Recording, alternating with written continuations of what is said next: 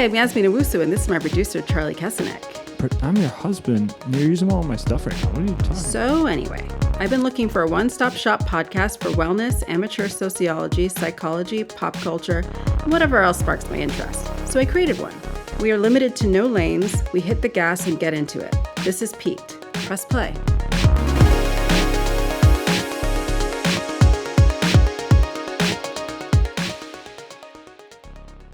Hi, Charlie. Welcome to Piqued Podcast. Piqued Podcast. Strong start out the gate. Hi, Charlie. Welcome to Piqued Podcast. Roaring out the gate. Poo Podcast. But for real, welcome. Touchdown, like first play, touchdown. Yeah. Like welcome to my studio. Thank you. I appreciate it. It's in your house. It is. Well, it's your gear. It is my stuff. It says in our intro. But anyway, welcome. It is still my domain. This is your domain. This is your room. Yasmin has her own special room. Keep that energy. Special. Why does everyone have to call it my special room? Like, it's just a room that's allotted to me. It doesn't mean it's my special room. That sounds like where I go and like stim or like. No. Is it not? Moving on. Anyway. No one calls my studio my special room. That's or my true. Special studio. Exactly. So it's either racist or sexist. Choose one. Anyway. I'll take both for 500. Ooh, just kidding. Okay, Yikes. well, we know where you stand. Yikes. I don't think we do know where you stand. You know, I'm admitting my faults. I'm trying to learn and grow. Okay, well, let's talk about sausage and peppers. Sausage and peppers. We had sausage and peppers for lunch. Oh, we sure did. It was delicious. We made our own sausage and peppers on a hot dog bun. If you're not like a East Coasty person or not, we have no Sicilian derivation. We don't, by the way. But if you're not a paisan. If you're not a paisan like we are. Which we aren't. Like I am, obviously. 0% Italian. 0%. None. At least I lived in Italy, but that's also the wrong type of Italian. Yeah. That's like, I don't want to say it's just Italian-American food, but if it is Italian, it's Southern. And I lived in Rome. Yeah, so like totally Italian. Different. Southern Italian, like Sicilian. Yeah. Yeah, I almost said Sicilian and Palermo, which doesn't make any sense. Sicilian or Neapolitan. Napolita or Sicilia. Okay, that's what we're saying. Okay, all right. But we made it. It was great. It was delicious. That's lunch. Not all we did. But we did do that. We did do that. And did we ever do that? It was the best I've ever had. It was great. Really getting ruined for going anywhere. We just make the best version of everything. I think we should just brag about how good we are at cooking. That's what I'm doing. I'm doing that right now. This is me like Rogan length, 3 hours. Like, yeah. Let's go. I could get into some pool cue stuff too. That's Anyway. My competition, my direct competition, exactly. Joe Rogan. I know. Neck and neck between us. Get off your jock. Well, Charlie, what is on your mind or on your nerves? Texas drivers. Okay. It's a problem. Okay. That's fair. They're on my last nerve. They're on my last nerve too. Okay, so you know how like sometimes there's like you're driving and then like normal voice. No, this is my normal voice. This is my normal voice. You know, you're just like driving straight, and then there's like, you know, sometimes there's like a car like that wants to like you know, take a right turn and join the direction of traffic that you're going. Mm-hmm. Well, you may not know this, but commonly people don't actually stick half their car into the lane that you're going in, risking taking the front of their car taken off. However, T-bone style. Yeah. In Texas, it's becoming customary to just stick your whole front of your car. They be creeping. Not even, I mean, maybe, or they're just like, they're going to come to a complete stop, but it's going to be like halfway into your lane so that I have to change lanes to get around you, or come to a complete stop, which would like cause the car behind me to run into me. So they definitely do that. What is going on? There is some creeping though. As someone who rides an electric bike and I'm in the bike lanes, the cross street people, they be creeping. I'm like, you know what? You can go. There's no real like who's right away. We have to just decide someone goes and someone waits. But you need to like be predictable, like you said. Like you need to like sack up and go. But they just be creeping, which just you don't know what to do with a creep. Like you need to go fast or you need to not go. You can't do that. You know? And that brings me to my next grievance with Texas drivers. Okay. There are 2 speeds. Okay. Light speed in a white truck. Uh-huh. Or like... The speed of light, you mean? The speed of light. Not like light like Leggero. or like 20 miles an hour in a Pinto or something. Mm-hmm. Like, what is going on? It's either grandma, like, just like it's a 80 mile an hour, speed limit, which is crazy also that we even have that. Yeah. And then it's like the lady is like staring over the steering wheel, like Why going gotta be 25. ladies? I've seen all sorts. Old ass dude staring over the steering wheel, Sure. teeth coming out of his So it's mouth. either ageist or sexist. It couldn't just be whoever. Okay, this is not Z-Way show. It's a joke, but I was like, do I make the next joke? And I was so like, that no, was you the don't. two things. Were there more? No, those are the two. Okay, because I do think there is more. There's more. I think Talk to the me. spirit of Texas is of independence. They almost they want to be their own state here and all that stuff. And I think everyone is acting very independently. You're talking about Texit? Texit. Yes, I think they're Texiting out of all driving rules and they're just operating like just a body doing whatever it wants to do, right? Yeah. So like we have people stopping driving, just stopping in the middle of the highway. They just quit driving. They don't put their blinkers on. They don't do it. They just kind of slow down and stop. Just I'm done. I don't know what's happening there. That happens a fair amount. And then there's also the turn this way to turn that way, which is a funny one. Even if it's not a tight turn and you don't have to, do all that. They'll just be going around a very normal corner with plenty of time to slow down and take the turn or speed up and take the turn, whatever serves. And they'll just kind of turn the car all the way this way and turn it all the way. It's a question mark. It's a question. It's a question mark. They go up to the right and then to the left. Yeah. Yeah. So what's that one? Psychosis? I don't know. Mental illness? Explain it to me. Physical disability? These are your people in a way. The Whites? Well, I wasn't like that. I wasn't going to say, but I'm like the Germans, right? Because, you're a Midwestern German, but these are Texan Germans. The Germans, we have a long history of the Autobahn and driving very fast. So I feel like those are the truck people. But Germans like rules. Which is really odd. Didn't translate that way in Texas. Not on the road, they don't. That's true. Not with drinking or roads. Yeah, exactly. And those things together. Good winning combination. Yeah. What's on your mind, nerves? It's going to be nerves. We keep it toxic here at Piqued. I mean, drinking. Only one option. Ooh. Drinking's on my nerves. I've never done it.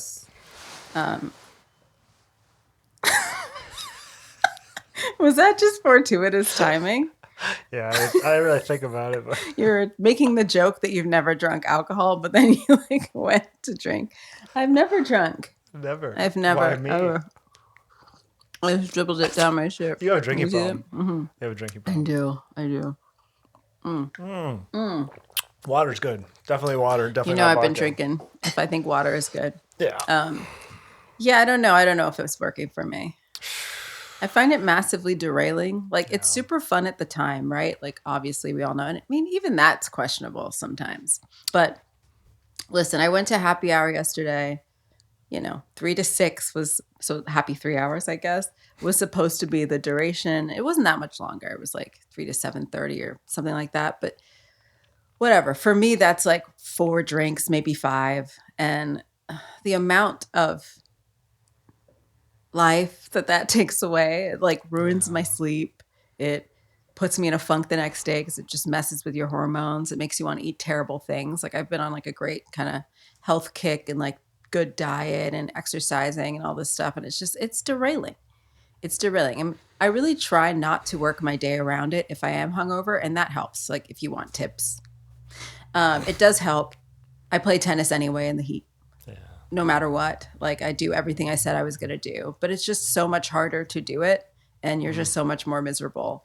And I don't know, am I outgrowing this? Tell me about it. I know. I had an existential thing. It's I drink pretty joyfully for the most part. So it's never felt super problematic. I mean, maybe it has felt problematic at times. I mean, who my age has never felt oof, got to stop tying one on. But for the most part, I'm this sits in a joyful place. I'm not drowning my sorrows in my room, in the dark and crying and, thinking about missed opportunities or whatever. I'm more just have a giggle and have a social drink and whatever. But I think as I get older and maybe just I'm more aware, maybe it hasn't changed, but I'm just more mindful in general. I can see what it's costing. And what it's taking away and how it's making everything just harder. Yeah. You know, it's You like know, you're poisoning yourself and then being like, go do your shit. Yep. You know? I've had that same line of thought many, maybe too many times to continue doing it. The way I do. Like maybe if I had this thought yesterday before I did that extremely long happy hour, I wouldn't have started my podcast with pee pee poo poo papa welcome. Like, you know what I mean? Like maybe I would have said a nice crispy intro. Maybe you just would have said like, the actual words. Yeah. Yeah. Welcome to pee pee poo poo caca. Like and subscribe. Pee pee poopcast. Yeah. Welcome to my pee pee poopcast. All right. I mean, I get it. I don't know. It's a weird thing because it always feels like it's going to be fun before you do it. And then when you do it, it's kind of fun, on a scale of like pretty fun to like on a scale of nauseating to awesome. Yeah, it oscillates. And then it's over, and then it's always nauseating, and then it's like, just dopamine crashing and whatever. Yeah, and the next day you're always just a little bit more gray. And I just wish there was something we could all gather around and that would make us feel a little silly that didn't have such a high toll. And I know, like, all right, whatever, like, calm down, weed people. I know you're all chiming in.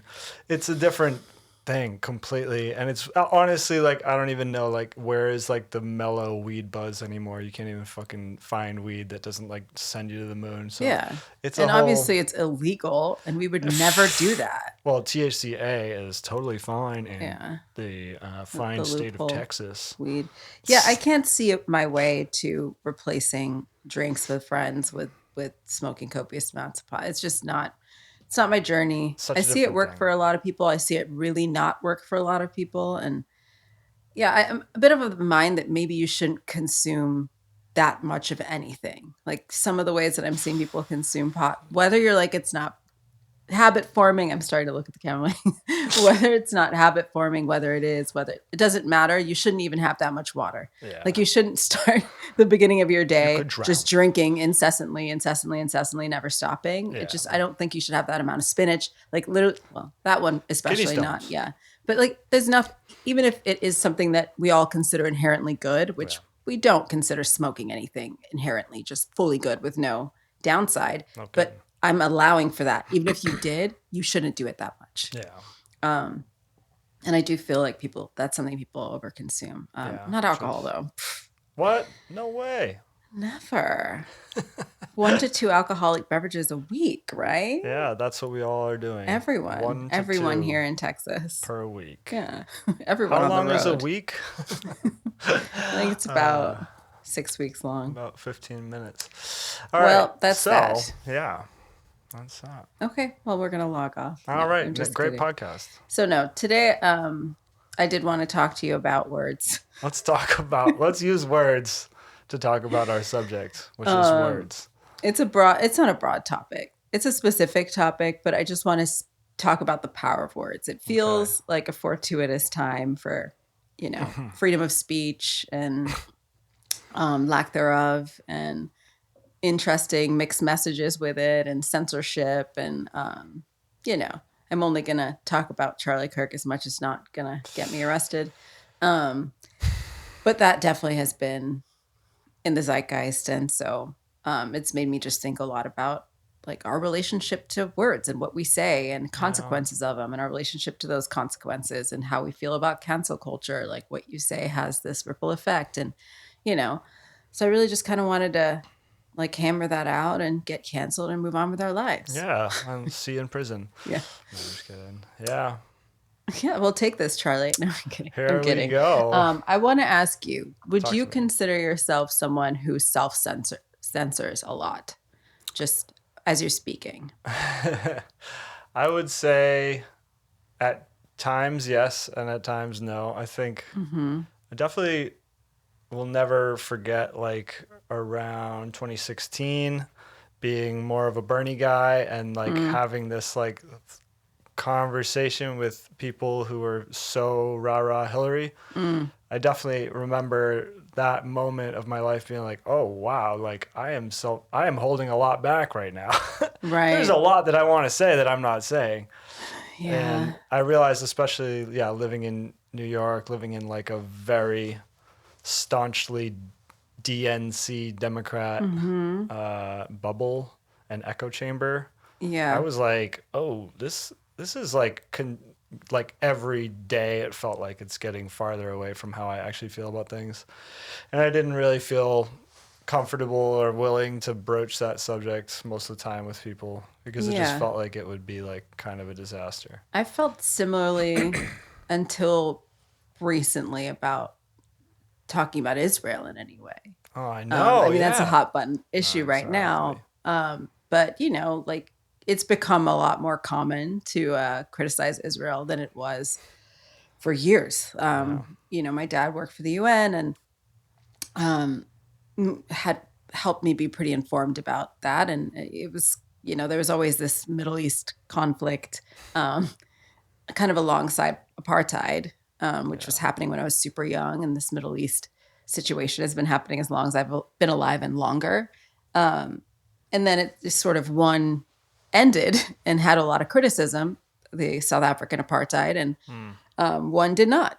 That's kind of how I metabolized that. And I found out pretty quickly in New York City that is not a welcome dialogue. And I felt it more than anyone had to say it explicitly, that you just didn't criticize Israel in New York. And I'm happy in my lifetime it's unfortunate what had to happen for that dialogue to change, but I would say people who now are being very outspoken would have been the same ones to kind of get squirrely when I would talk about it before, you know, this genocide began. Well, this is exactly what you're talking about with the power of words. It's like one is called apartheid and one is called the conflict in Israel or the conflict in the Middle East. I mean, what are we doing here? Right.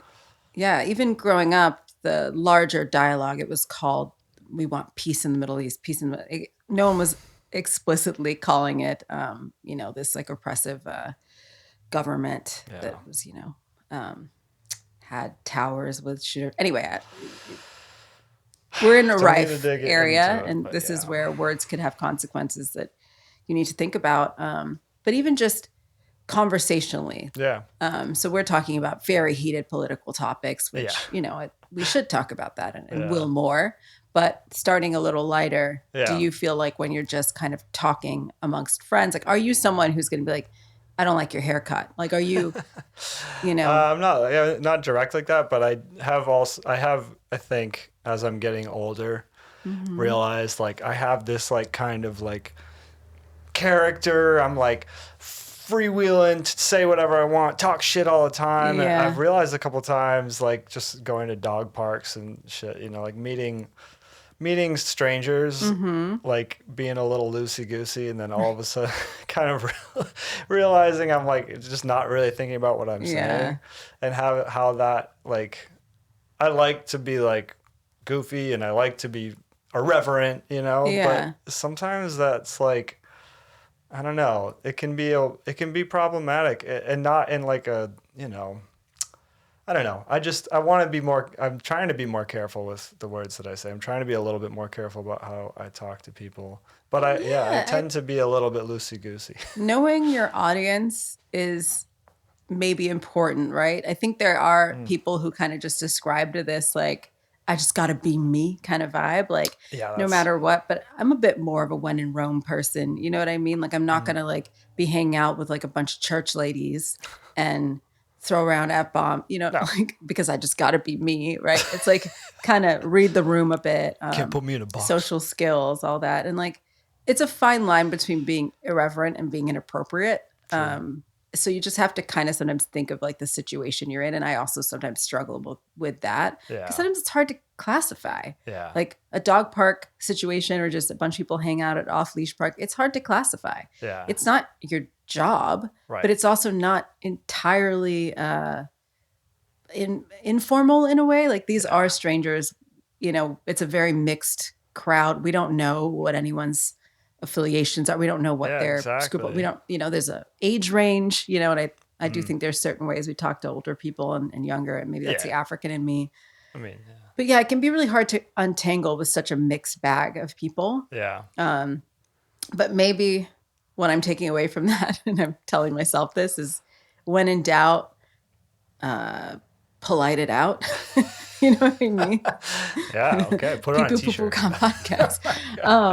Like when you don't know what the crowd is, maybe just err on the side of not being super loose and potentially inappropriate. Yeah. Right. And like keep that for like your friends and people whose sense of humor you know. And maybe we can sacrifice always seeming really magnetic and funny for just never seeming horribly inappropriate. Yeah, exactly. Yeah. I think sometimes my irreverence is like, I don't know, just directed at certain. All right, I'm just thinking about a specific instance. So like one time, I saw something in your eyes. Yeah, I was like, I'm Charlie's reliving something. Trying to say something without saying it. Like one time there's this huge building that was being built for the first 3 years that we were here, near like in our neighborhood where the dog park is, where we live, and. We used to refer to it. It's out of place. I mean, we can say that. It's insane. It's humongous. And so, like, we used to refer to it as the monstrosity. And I was, like, at the dog park and just, like, talking shit about the monstrosity. And someone's like, well, I mean, I know a lot of the people who designed it, and they actually did a really good job of it. I was like, I disagree. God. Yeah, I do disagree. And I do really think it's a monstrosity. It's huge. It's way too big. I think it's objectively a monstrosity. Like we go to this dog park. Oh my God, what are we just going to dog parks 24/7? It's not a dog park. Much. We go to a city park every morning with our dog. Yeah. So it's dog park to us, I guess. It's a disc golf course. And there's like a nice view of the city at a certain like cliff point. Yeah. Right? Sure. Am I thinking of the right spot? Anyway, there's somewhere we go. Oh, no. It's a little hiking trail on the east side here. Called Red Bluff. And when we climb up there, there's a really great view of like downtown, like the cityscape. And this monstrosity now sits right in front of it. It's just this huge, it just looks like a big parking garage. I don't know how to say that more politely. And that might be someone else's style. I guess I didn't have to refer to it as a monstrosity.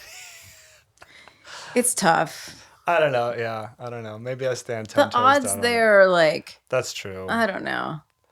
I guess maybe they are too high, right? I mean, Austin's small. I mean, someone might know I would never think about them knowing the architect or something crazy. Like it is kind of one of the chances. It's sort of a long shot, right? It's like if you're talking about like, Cybertrucks and someone's like, I work for Tesla. It's like, all right. But I think the dialogue is pretty like, those are ugly. And, if you're going to be dumb, you got to be tough. That's true. There you go. Anyway. I don't know. I don't know if I'm helping anyone with this, but it does kind of bring me into, we were talking about irreverence and sometimes just like having this little joke that it involves ire, like, this monstrosity. And it's a bit like, and so that brings me like maybe to my relationship with sort of bitter jokes. Right. I guess that's what I'm getting at with it. I love that kind of humor. That's very East Coast kind of humor for sure. And I enjoy it and I miss it sometimes. But what should we call it? Like curmudgeonly or just, I think bitter. Like it's maybe bitter's too harsh. Bitter's a little like too negative of a connotation to start off with. Cranky, acerbic. I mean, whatever. Curmudgeonly is good. It's just a lot of syllables. Yeah. But it's curmudgeonly humor. I don't jaded want... Even. Jaded. There you go. Let's jaded use jaded. humor. 2 syllables. I like it. Jaded is good. Yeah, jaded. I don't want to come across as a jaded person. I don't think it's necessarily serving me to like have jaded humor with people who I don't really know well. Yeah, I mean, it can kind of turn a vibe. If you're getting that vibe, and we have met random people who like you seem to just both go straight into it. Like I would say we have really good friends we met at the dog park, our friends Jill and Gavin, who think we just have that kind of wry, dry sense of humor. And it felt immediately appropriate, but that was because we were reading the people. But if you're hanging out with Lululemon and Co. and, everyone's just kind of like, we've had great weather. And you're like, it's a monstrosity. It's like, then everyone's kind of like, you know what I mean? Exactly. And like, I don't actually even feel that way, It's like, I feel that way about the monstrosity. I'm kind of wondering what they might bring retail wise. Like, I mean, I love a good purchase. like, I don't know. Like, it's not like actually ruining my day. I'm just like, it's not even really near us at it's this not point, anymore. You know what I mean? Yeah. But yeah, I don't know. We moved. Yeah. But yeah, that is an interesting relationship. I do like to have a dark sense of humor, but I don't like to be a dark person. Right. But at some point, what you say, what do we think? I mean, it has an energetic signature. weight. It has an energetic signature. It you can't continually say something and it not be affecting people around you and therefore the energy you bring around, So if you consider yourself someone who's just, always kind of sardonic and dry and so where, are you maybe just not bringing a buoyant, joyful energy kind of ever? There's certain people in pop culture you can think of this way that, they're just kind of known for being like on a grump. And it's funny, sure, but if that never breaks and it's always just kind of that's what's being brought, I mean, it's a choice, I guess, but it also kind of limits you in a way. Right.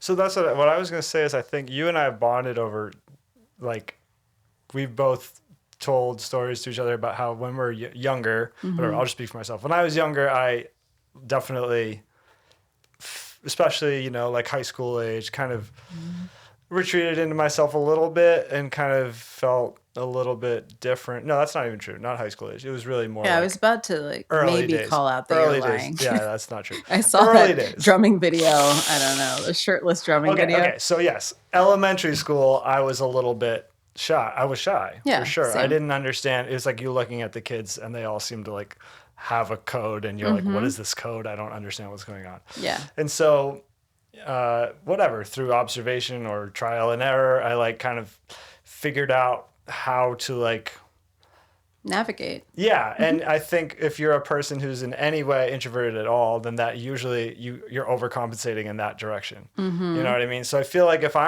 I found that it's like, oh yeah, fuck this, fuck that, monstrosity, the weather's terrible. It's easy to just be to rattle off a bunch of complaints or we can all commiserate on this. And I learned to do this in the East Coast, and that is kind of a lot of the time that's the vibe. Yeah. So I brought that up on my last episode. That kind of shoot the shit style is very grumpy and it's very complaining and it's getting each other riled up and yeah. And it's so sometimes I feel like it's I'm just talking to fill space because I'm nervous about what happens if I stop talking and they stop talking, then we're not friends anymore. Right. And it's it's such a old programming thing. I don't feel the need. You're working overtime a bit. It sounds like. And maybe the more comfort we find with silence and space that doesn't involve filling it with speech. Yeah. Maybe the better we'll feel energetically. Definitely. I wouldn't know. I jump right on top of everyone's words at all times. But I am trying to find just more quiet and times of silence in my day. Because of all that verbiage, it gets at you, constantly having a podcast and constantly having that, just constantly talking. At some point you can't process it all. Right. It's all information and it all needs to be processed. It all to some extent needs to be categorized, or it's kind of working in the back burner of your psyche at all times. That if you don't filter it through anything, if you don't do anything with it, it just kind of cycles and it can drive you a little nuts. Absolutely. Well, echolalia. Yeah. I kind of have been having this feeling lately that almost so we use words as a tool, but I'm starting to feel like the words are using us at this point. I almost and this is that's a common example of how if I'm meeting people and then I'm just throwing words out that don't really mean anything to me. They don't represent you in any way. I'm just saying words as a signal that's hey, you can talk to me. We're cool. Everything's fine. A virtue signal of sorts. Right. Yeah. And it's just I'm not really being, I'm not reflecting on what I'm going to say. I'm not thinking about what I'm going to say. I'm not thinking about, and I don't know. I have a whole thing with words. When you said we're bringing up this topic, I was all right, let's go. Because there's words are like kind of a cage in a way, like every word you're kind of trapped by the definition of that word, when really like our actual experience of the world is not so defined. Yeah. Right? We literally have a book of definitions of all the words that we use. And when that becomes the only way that we communicate, it becomes like kind of limiting, It can. I've talked to you about when I'm having maybe a difficult mood or ambiguous mood, and someone asks me, "Are you okay? How are you doing?" Hopefully this relates to what you're saying. Absolutely. I have found 100%. that if I don't know, I'll just start coming up with stuff. Oh my God. And now I have problems I'm not sure I had. Like if someone is just noticing I'm seeming off, and it could be anything, it could be bad sleep. It could be the stuff I'm talking about. Sometimes it's just unprocessed thoughts. Right. So it's not inherently good or inherently bad. You've just had maybe too many experiences and too much information. You haven't had time to even filter how you feel about them. And I have a longer, I think, processing time than some people. And that might be what you're talking about, your difficulty in elementary school. I had a similar thing. I think I'm socially spicy, I guess. And I felt similarly where I didn't know that I got the same software program as you just watch these kids are just like, ah, and they're just running around screaming. And I'm just kind of like, what do I do? I don't know how to do this. And then I just saw their little like socio-politics and, I like this one. And I just like couldn't really get down with it. I didn't know what was happening.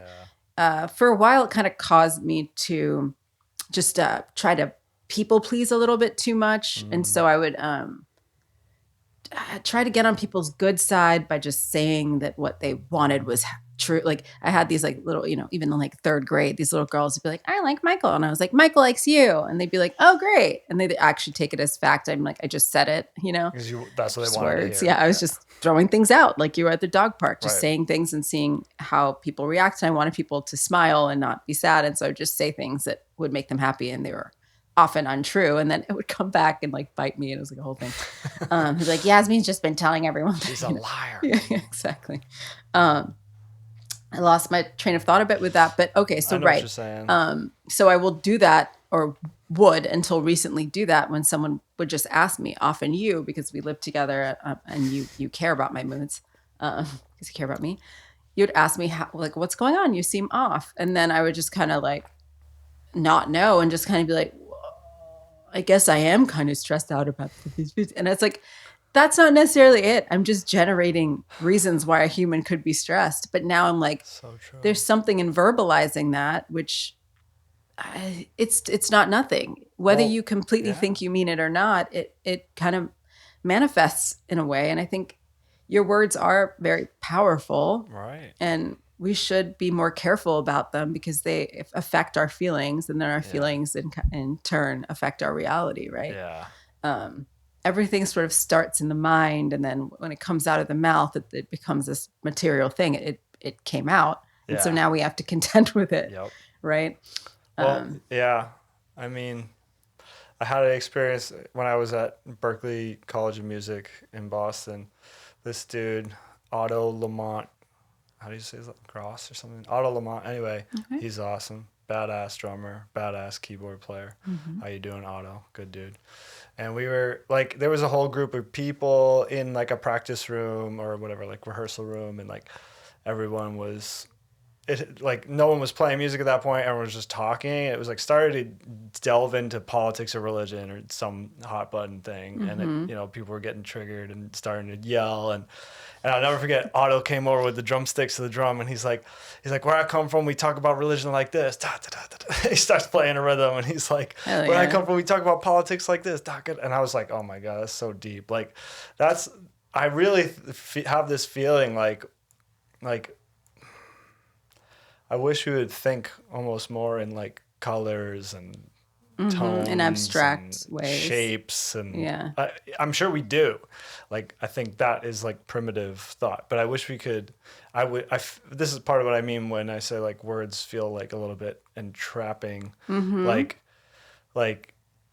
what are we losing by in translation. gaining the ability to like say, to express it to each other that way? What do we lose when it becomes the only way that we think? You know, I think that's the big problem. And I absolutely agree with that. Like if you're feeling weird, you start telling yourself a story about why you feel weird, and then that story and other people, and just, oh my God, why don't I like this guy? Oh yeah, okay, it's probably because of this. And you know what? How'd he get that? That's stupid. That's bullshit. And then you ramp yourself up. You start telling these stories. You don't know this person. You haven't asked them any questions. You know, you haven't you're not really. You've committed to something too, and you're digging yourself out of a hole that you weren't aware you were digging, or you're climbing out of a hole you weren't aware you were digging. Yeah, exactly. It just really, it illuminates how much of, like you said, language, it solidifies something. Like giving it a name, categorization, it solidifies something. Right. And some things are more nebulous, and it's okay to keep them that way. Yeah. It's okay to say, I don't know. And I think a lot of people have a hard time with that. I know that I feel like I have to generate an answer when people ask me a question. I don't know is an answer, you know? Yeah. I'm confused is another answer. And I use that a lot more, I'm sure you've noticed, than I used to. I just feel confused. Feel confused. I'm a little lost, right? Like I don't, even I'm a little lost is a little too much. That's such a big declaration. Because there's this negative connotation. It feels like an ongoing journey where it could, I just don't know. I don't know. I don't know what I'm feeling right now. I need to process it. I need to get quiet with myself, figure it out. It could be physical, know. Sometimes your hormones and sometimes how tired you are can have this emotional response that is just low dopamine, Yeah. So there's a lot of things that can be going on, but if you start kind of just trying to categorize it before you have really a hypothesis, even that gets a little hairy. And I connected a lot to what you were saying about, just trying to say things to people, just bringing things up, seeing how they react, just kind of being oh yeah, we think this, right? We all agree it's a monstrosity, and you don't know if they do or they don't, but you're just hoping that it galvanizes. You know how they say that there's nothing more galvanizing than a common enemy, exactly, how coworkers just can really bond over a bad manager, whatever it may be, a coworker that everyone doesn't like. And there is something we all find really juicy and enjoyable about that. And it can take away that sort of a polite, small talky stuff. It can take you to big talk pretty quickly, and your personality can come out more when you're being gossipy. And there's a place for that, for sure. And I never want to be the person who is the oh, whatever that is. It's everyone's just having a really good little shit talk session. You come oh, but she's nice. Guys, right? We shouldn't say it. It's not a monstrosity. Someone worked really hard on that building. Yeah, we all really love that, right? It's well, in a way, it's every building has a, I don't know. Has a soul. Yeah. Yeah. So I don't know. It's a fine line. Yeah. But at the end of the day, I mean, here I go making sweeping statements. Go for it. But maybe it's a value that we can stand behind what we're saying. So I think sometimes when I was younger and I was kind of saying things just to see if it would make people happy. Yeah. As soon as you're not being truthful, there's a really, when you get in trouble for it, there's an added element. Right. If you had just said something that was authentic to you and then it rubs some people the wrong way, maybe you live with it, right? Right. But if you said something you didn't even mean, you didn't even really think about hard enough, and it pissed everyone off, well, that feels like a compiling effect, right? Yeah, I agree. Absolutely. And I think that's a lesson I'm still learning. Definitely. To a large degree. Definitely. I'm not a avid liar. Yeah. But if I do lie, it's to spare feelings or to save myself weird, difficult communications. If I think that it's the easier path and maybe this person's input is not of interest to me, maybe I withhold information, or maybe if I think something will make someone feel bad, I just give them some other version. Of course. And I'm going to tell you look nice if you don't, and that's okay. That's my belief. I'm not one of those people who's well, if you really want my honest opinion, like that dress is ugly. Like that's not me. That's obviously a move too. Anyway, you're obviously expressing something there. So you say more because I think I know what you mean. But that's obviously like you're taking an invitation to put someone down. Mm-hmm. That's there's something there, right? Because I don't know what is productive. Right. Well, like, we've all had the moment where someone's like, I'm not gonna lie, that you look like shit. Like, and it's funny, but yeah, it's a different tone if you're like, that looks terrible. Right. Or if you weren't even asked, right? Yeah, Someone's just kind of like doing their own thing and you throw in your 2 cents or whatever. But that being said, even in that instance, if you had said something in your mind that you felt like you could stand behind it, at least that's something to hold on to. But I think if you're just saying things inanely a lot and not being thoughtful and they're catching up to you, that can feel like it can ascribe some inanity to you, right? Well, ultimately, it's like, am I maybe just an inane entity if all I do is just spew things like it's a, I don't know, a random word generator? I was going to say random sentence generator earlier. Yeah. Yeah. I don't think, like culturally, we're not like rewarding thoughtfulness right now. You know what I mean? And like, even in day-to-day conversation, it's like if I were to go to the dog park and like, even if it's someone I've talked. It's always the dog park for this. I'm just, use dog parks are a running example today. We're staying with the dog park. If I'm going to go talk to people that maybe I've talked to them 5 times, maybe I've talked to them 10 times. Mm-hmm. And before like just exchanging niceties, I'm about to be like, I've really been thinking hard about something. It's like most of the time people are going to be like, oh, great. Here we go. Yeah, you know what I mean? They just got off work. And they're not looking for all that. They're not interested in that. Yeah. I don't know. And maybe that's for good reason too. I'm sure I probably wouldn't want to hear most people's deepest thoughts of the day most of the time. No. Either. But I guess what I'm getting towards is like, maybe there's more forced interaction than necessary. Mm-hmm. I don't know. I'm of 2 minds about it because I enjoy the community of it. You know what I mean? I enjoy I enjoy seeing people and connecting, even if it's on kind of a superficial level. But I guess that's just a problem of not having enough people really close to you. Yeah. And most people I feel like probably feel that way, lacking enough super meaningful interactions. But I guess interactions are going to be meaningful unless they're somewhat rare. You know what I mean? That's true. I definitely enjoy the sort of random small talk less than you do. I find that I have found a place for it more since I moved to Texas. Maybe I just had a need for more of my own space in New York than I do here. So I just remember certain feelings I would have if I'm just like, I got my headphones on, I'm at Trader Joe's, and someone is like being like, so this tofu, all right. No, that's not okay. I mean, and it's like, I don't really want to, or I tried that. That one's really, I don't want to do all that. Right. Yeah. But here I can enjoy just a like, oh, what breed of dog is that kind of thing.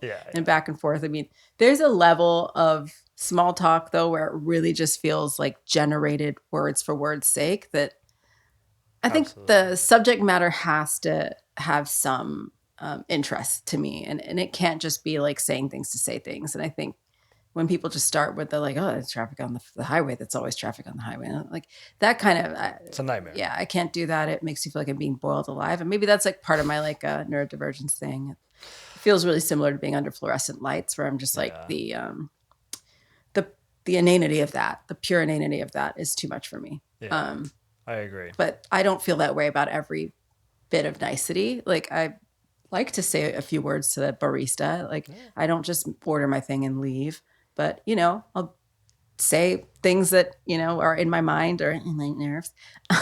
And I ask them questions that I'm interested in hearing the answer to. Like, has it been busier here? I do care. It's a place that I come into and sometimes it looks really dead. So I'm like, you're doing okay, right? So like stuff like that. This podcast is called "Is Small Talk Okay?" Are we okay? I should have an episode about that. I definitely should not be giving a masterclass. That I'm horrible at small talk, and I don't know that I'm 100% happy about that. Yeah. Like I know some people think it's such a virtue. Like I don't small talk, But like, I don't feel that way. I feel like sometimes that it's a bit of a defect. It's a bit of a defect that I don't have a high tolerance for that, and I can't perform it well.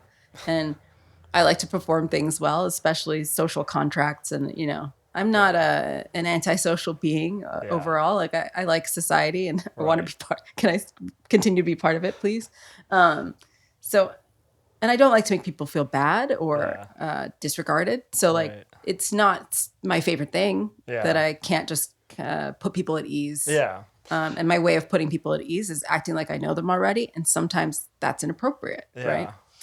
I guess I feel like what we're driving at is like, it's interesting. Like,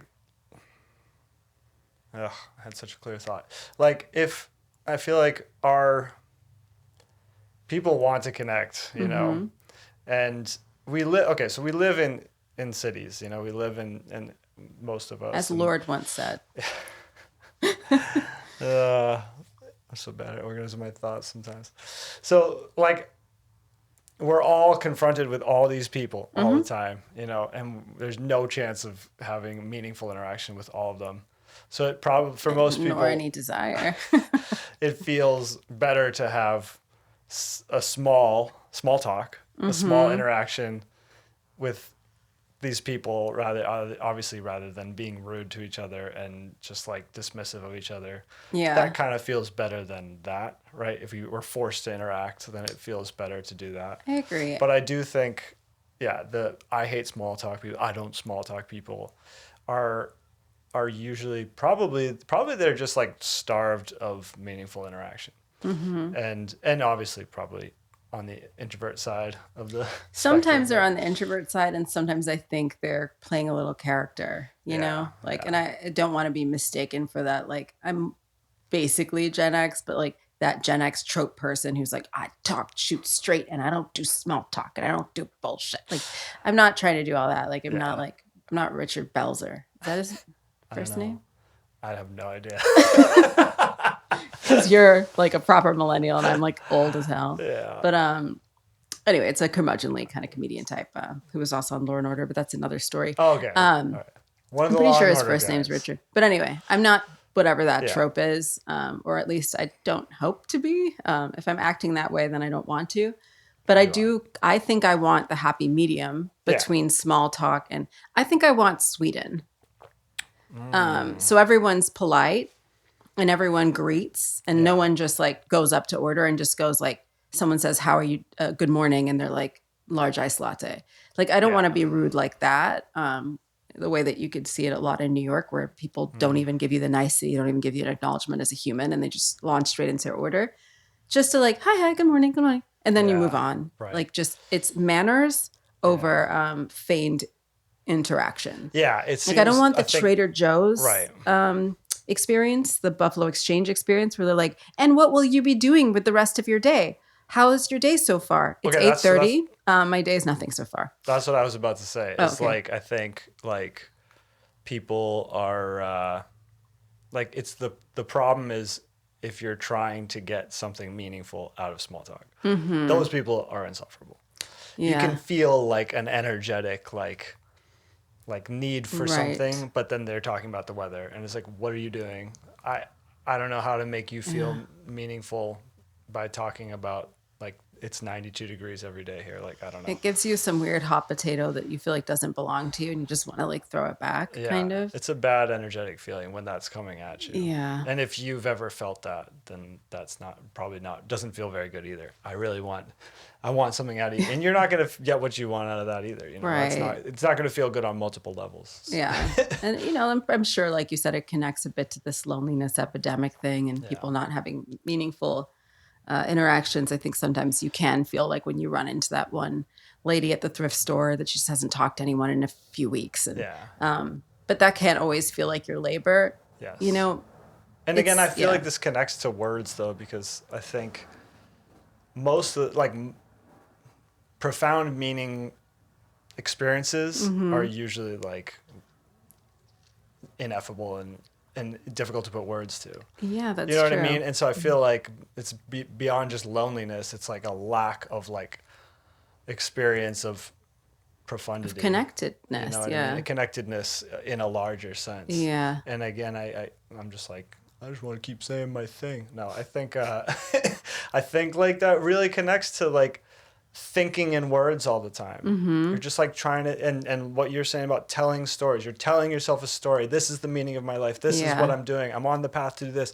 I have to do this. This happened to me earlier though, and that made it more difficult for me. And that's why my life is more difficult than your life. And it's just like fucking chatter. Yeah. And it's just words that are trying to like explain this like impossible and like deep and rich and powerful, like colorful, like vibrational experience that has absolutely nothing to do with like it chit-chat. Just sort of becomes like the juicer where you're putting like all this like amazing tropical fruit and just like putting it through the small funnel wood chipper and out comes this this little, much totally it's kind of like that. And what do you lose? What's all in all that husk and all that? What's in all the shit that's good for you? Life, all the nutritional value, all the fiber, all that stuff. And you're left with the sugar. And a terrible cleaning job. Oh my God, those fucking things. Oh God, never again with a juicer. But no, I really, it resonates or I resonate with it. I never know which one it is. Both. But I mean, that goes into, so that's choosing or choosing not to use words. Right. And then how you express yourself, I think also has such a big signature in how you're perceived and how you walk through life. And I had a big transition. I think a lot of people, hitting middle age do, where you really start to question your communication style. Yeah. And I, with work, and I put a lot of emphasis on how much apologetic language am I using.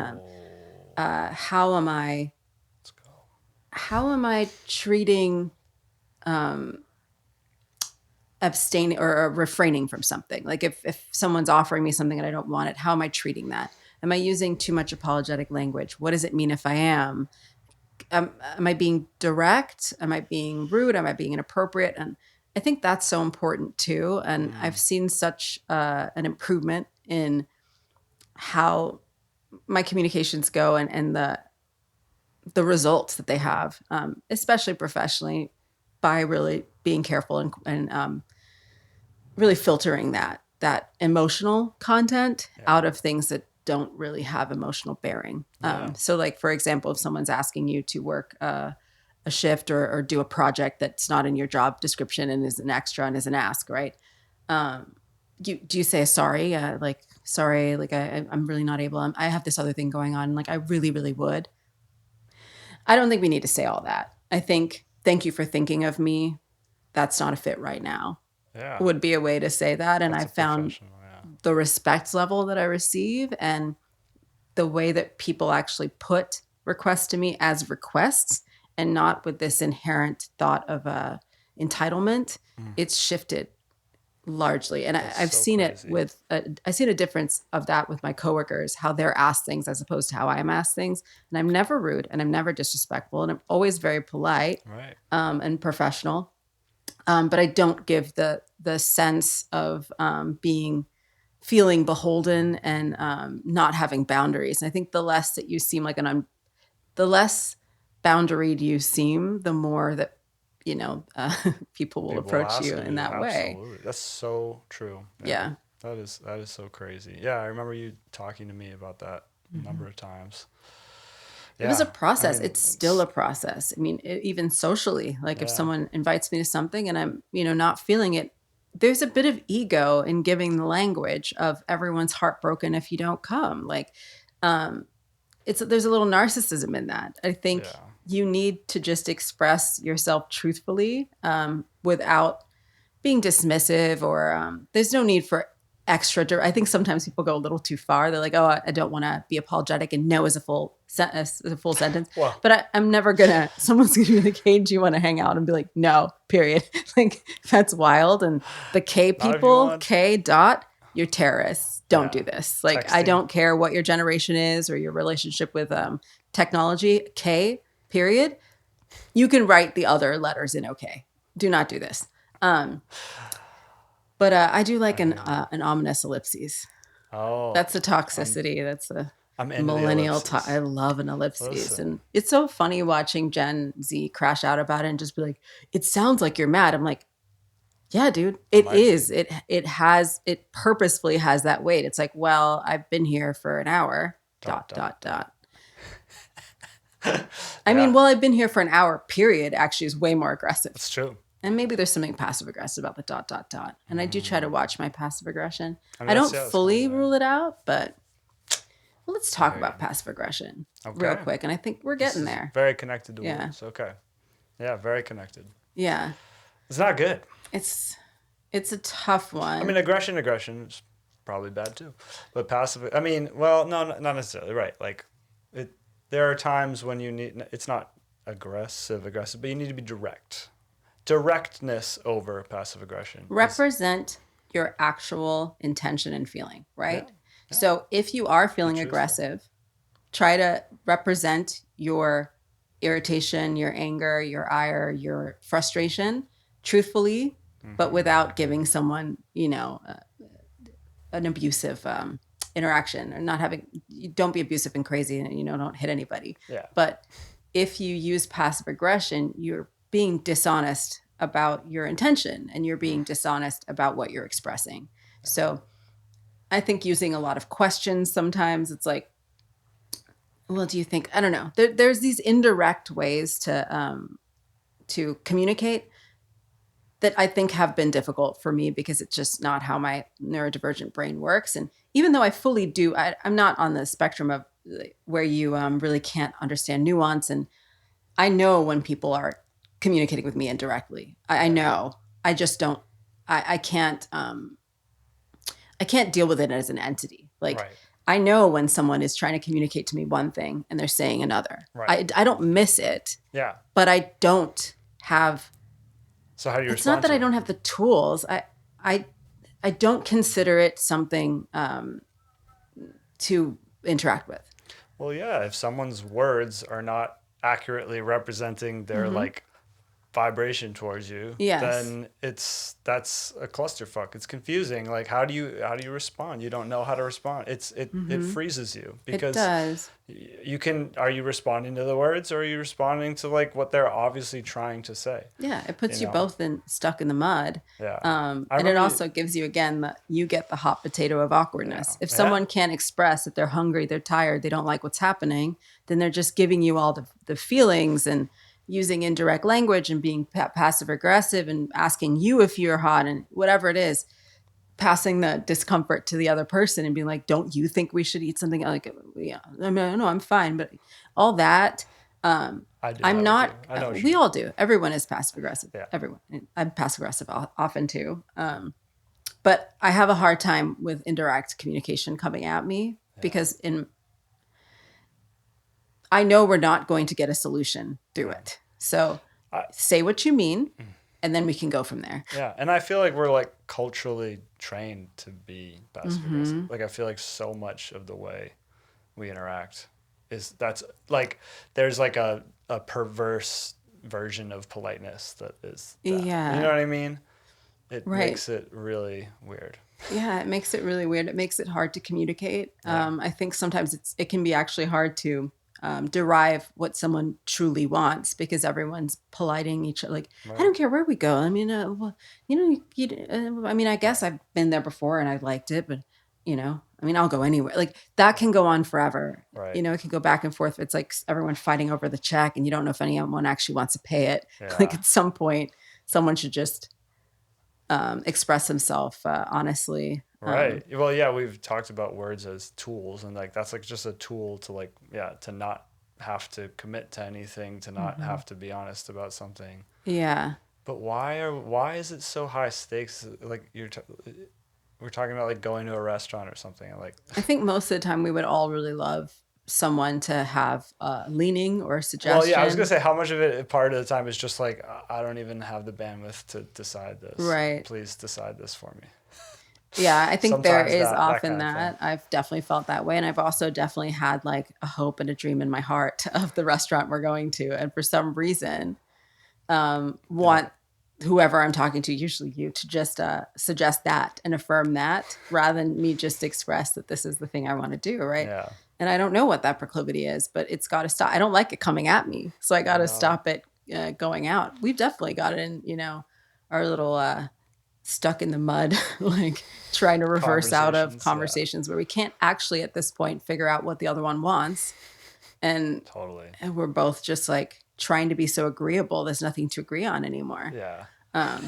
Which brings me to, I guess, that same conclusion that the worst that can happen if you're expressing yourself authentically is that it's ill-received. Yeah. The worst that can happen if you're expressing yourself inauthentically by lying or being indirect or being passive-aggressive is that you can't communicate. And I think that's endlessly worse. And build resentment.